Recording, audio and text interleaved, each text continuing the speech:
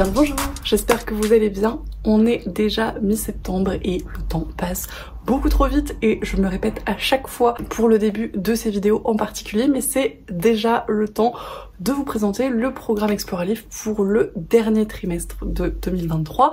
C'est passé à toute vitesse et ça ne va pas aller en s'arrangeant, je pense, d'ici la fin de l'année, en sachant que le dernier trimestre, donc le troisième trimestre d'Explore un livre, n'a pas été incroyable, c'était un petit peu mitigé globalement. Alors il reste le mois de septembre pour lequel on a encore des lectures prévues. Si jamais vous voulez nous rejoindre d'ailleurs, on lit Rouge de Pascaline Nolo et A Thousand Ships de Nathalie Haynes, qui sont toutes les deux des réécritures d'ailleurs, une du Petit Chaperon Rouge, l'autre de La Guerre de Troie, qui ont l'air ma foi très chouette, mais c'était déjà le cas des lectures des 2 mois précédents qui pour le coup ont été un petit peu mitigées.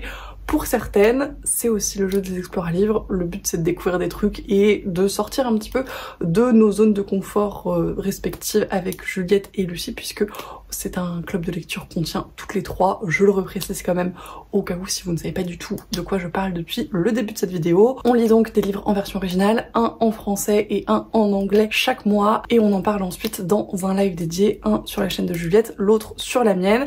On est encore en train de voir ce qu'on peut faire sur la chaîne de Lucie maintenant qu'elle nous a rejoint et qu'elle lit avec nous tous les mois et qu'on échange toutes les 3. Ce qui est d'ailleurs très chouette, les lives sont toujours super cool, d'autant que vous êtes de plus en plus nombreux à y participer et à nous rejoindre et à lire les livres qu'on propose. C'est toujours un plaisir d'échanger avec vous à cette occasion sur le Discord, etc. Donc merci beaucoup pour tout ça.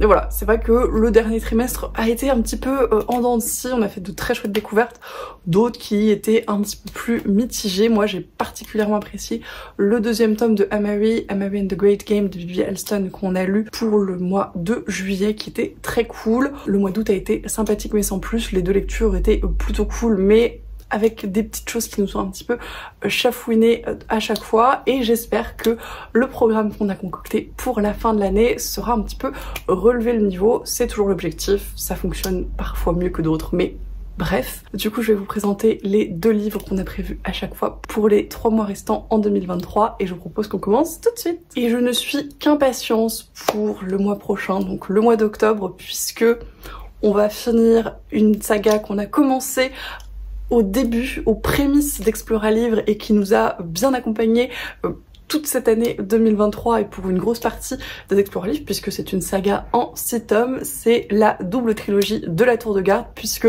en ce mois d'octobre 2023 sort le 3e et dernier tome de Capitale du Nord, donc la fin de la trilogie de Capitale du Nord et la fin de la double trilogie de la Tour de Garde d'une manière générale. C'est donc L'Armée Fantoche, c'est écrit par Claire Duvivier, c'est paru au Forge Vulcain comme pour les précédents volumes de cette série, et je ne suis qu'impatience à l'idée de ce dernier tome. J'ai très hâte de le découvrir. Capitale du Sud a été une formidable découverte de bout en bout.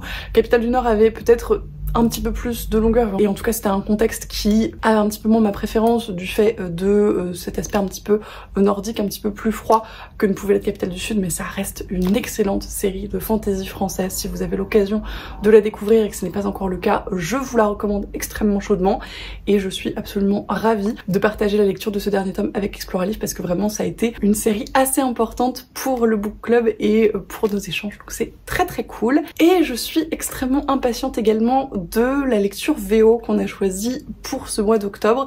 On avait choisi autre chose mais on a dû décaler parce que la sortie VO était décalée, et celui-ci m'intrigue beaucoup. On a donc choisi Light from Uncommon Stars de Ria Aoki, et j'ai parcouru le résumé en diagonale quand Juliette l'a proposé, et ce qui a retenu mon attention c'est la première phrase, puisque il est comparé à un petit croisement en fort sympathique entre Good Omens, donc de bons présages, et L'espace d'un an de Becky Chambers, qui est d'ailleurs juste là, qui sont des romans que j'ai énormément appréciés dans des genres très différents, puisque De Bons Présages est plutôt humoristique, là où L'Espace d'un an est de la fantaisie positive, mais un livre vendu comme le croisement des deux ne peut que présager de très bonnes choses à mon avis, et j'ai extrêmement hâte de le découvrir et d'en reparler à l'occasion du book club. Pour le mois de novembre, je ne suis pas moins impatiente de la lecture francophone, parce que pareil, c'est un livre qui me fait envie depuis sa sortie, sur lequel j'ai vu d'excellents retours et qui m'intrigue énormément, d'autant que Lucie a lu un autre roman de cette autrice il y a peu qu'elle a beaucoup apprécié, donc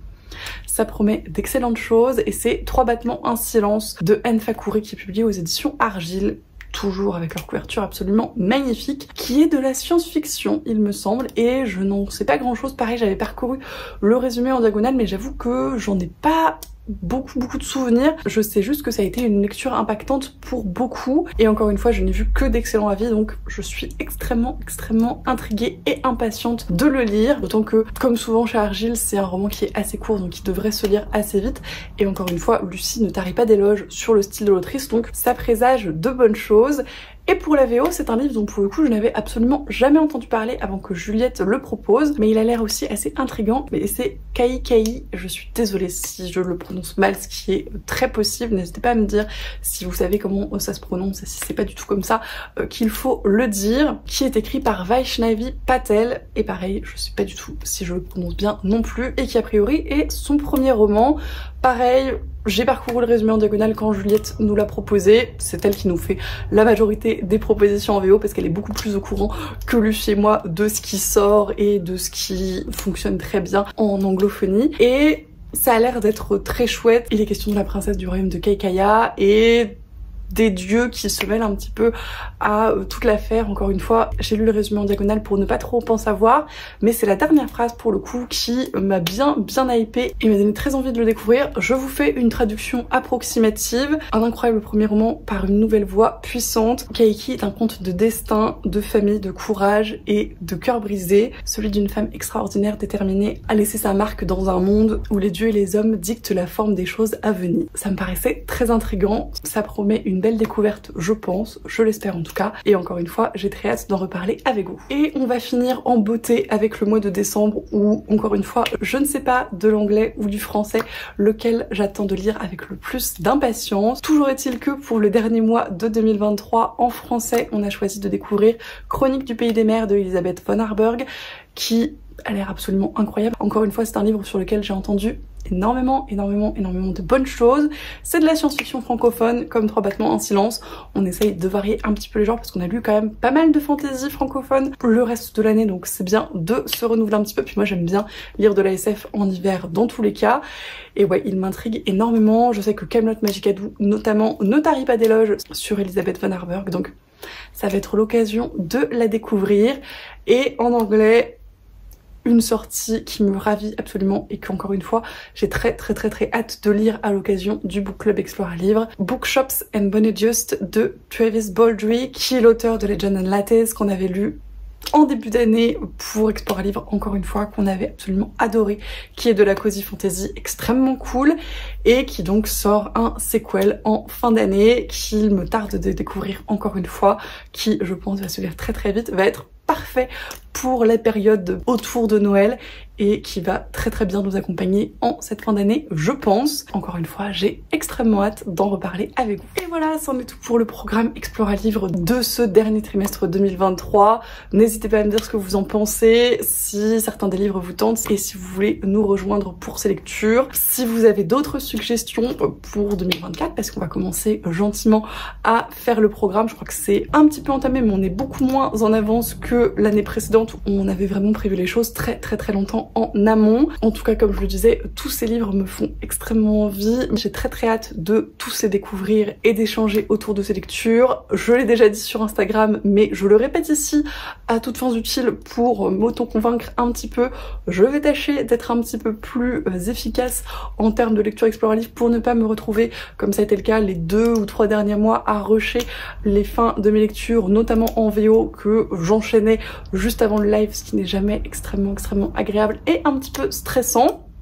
C'est un message pour la Pénélope du futur, n'est-ce pas? Je vous remercie en tout cas d'avoir regardé cette vidéo jusqu'au bout. Si vous êtes encore là, comme d'habitude, j'espère que ça vous a plu.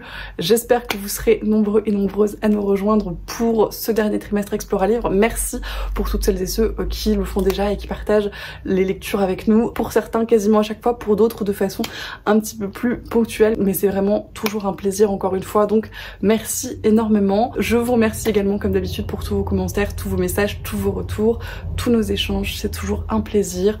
Je vous souhaite bien évidemment d'excellentes lectures et je vous dis à la prochaine.